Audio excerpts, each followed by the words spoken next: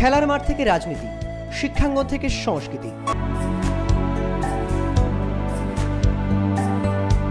কৃষকের আঙিনা থেকে নিত্যদিনের বাজার,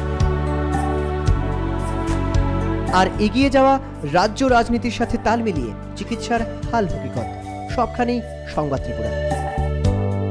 কারোর সার্থকতা নয়, উদ্দেশ্য প্রণোদিত সমালোচনা নয়, সংবাদ ত্রিপুরার সংবাদ হবে রাজ্যের স্বার্থে, বিপন্ন মানুষের স্বার্থে। সংবাদ ত্রিপুরা আপনাকে নিয়ে, আপনার জন্য। আছে তো অনেকেই, কিন্তু সেরা কে? আপনিই বলুন।